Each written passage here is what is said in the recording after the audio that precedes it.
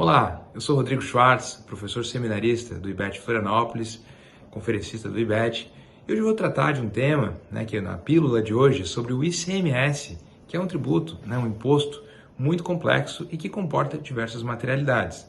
O ICMS ele incide sobre operações, circulação de mercadorias, incide na importação e tem alguns serviços. Os serviços, a maioria deles é compreendido na competência tributária dos municípios, no ISS, Imposto sobre Serviços, mas no ICMS também nós temos a incidência quando ocorre serviços de transporte interestadual ou intermunicipal ou então serviços de comunicação. Então a pílula de hoje é sobre o ICMS serviços. Bom, o primeiro deles é o ICMS comunicação, que é importante, entendemos que ele não recai sobre o serviço de comunicação, vamos dizer assim, mas é a prestação onerosa de serviços de comunicação, que ele pressupõe algumas coisas que a gente tem que estudar pela perspectiva sempre da Constituição, da lei complementar e da lei estadual. Mas o serviço de comunicação ele pressupõe o emissor, receptor, canal, mensagem, o código e um prestador de serviços que viabilize que todos esses elementos sejam concretizados numa operação onerosa. E essa é uma aula particularmente muito importante, porque em 1988, quando foi forjada a competência tributária dos municípios, os meios de comunicação e, consequentemente, as hipóteses que estavam compreendidas na competência tributária do ICMS Serviços de Comunicação eram outros. Hoje, vários temas se apresentam com uma certa dificuldade, uma certa dificuldade de compreender se é lícita ou não, se essas novas modalidades de comunicação são compatíveis ou não com a Constituição, pela perspectiva da incidência tributária. Então, alguns pontos que serão abordados na aula que são de extrema importância. Primeiro ponto, é necessário a bilateralidade da comunicação? Vejam, esse é um tema que já gerou autos de infração de até R$1 bilhão em São Paulo, sobre meios de comunicação, outdoor, discussões como essa que acontecem e que pressupõem uma boa compreensão sobre o que é prestação, o que é comunicação e o que é representativo, o que pode ser de fato tributado pelos estados. Esse é o primeiro ponto da aula que é compreendido, se restringe ao ICMS na comunicação de serviços. O segundo é o ICMS transporte, e aqui também é muito interessante, porque dentro, o primeiro ponto que é importante a gente entender sobre o ICMS, prestação de serviço de transporte intermunicipal, interestadual, é que é somente o transporte oneroso com terceiros. Então, pressupõe um contrato de prestação de serviços de transporte de cargas ou pessoas.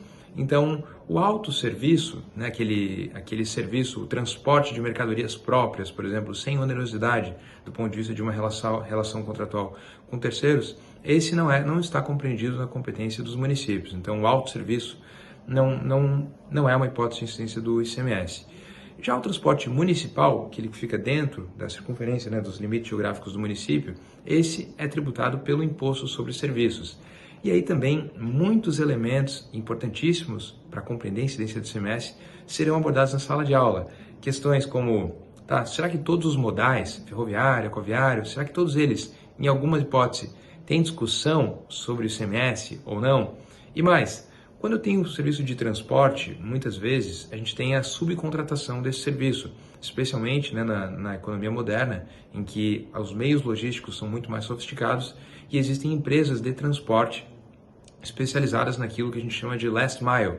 Então, determinado contribuinte no estado, de Santa Catarina, contrata um transporte de um bem de São Paulo, essa empresa transportadora muitas vezes se vale de várias outras transportadoras que são subcontratadas. Então, no ICMS tem uma questão muito complexa que é dos créditos e débitos e também dessa cisão dos serviços na cadeia de transporte, especialmente quando o transporte final ele ocorre dentro do município. Então, a transportadora traz até determinado local e dentro desse local aí o município faz a distribuição da última milha do produto, da entrega, da carga ou até mesmo da pessoa, mas normalmente de carga, que é muito comum, desde a pandemia que isso vem se acentuando, a distribuição, a logística de e-commerce, então é um ponto que merece muita atenção.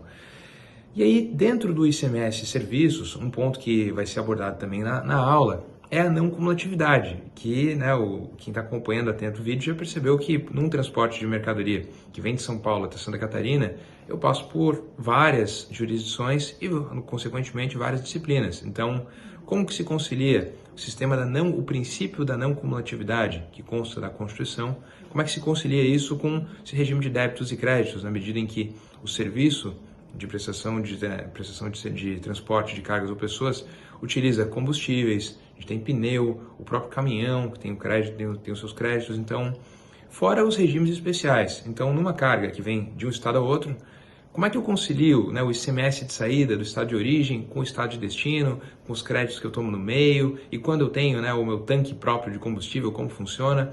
É realmente um desdobramento do ICMS serviços de transporte que torna a questão bastante complexa. Então esse é um tema da aula, fora outros elementos, né? O que representa o início no exterior ou o transporte para o exterior, todos esses pontos de subcontratação, que são bastante polêmicos, serão abordados em aula, e é um grande convite aí para que o aluno, todo aquele que esteja interessado no tema, estude os textos, né, que disciplinam o ICMS transporte, tenham condições de fazer uma análise crítica e, a partir, obviamente, da teoria em cima da incidência do ICMS, tanto no ICMS serviços de comunicação, como no ICMS transportes.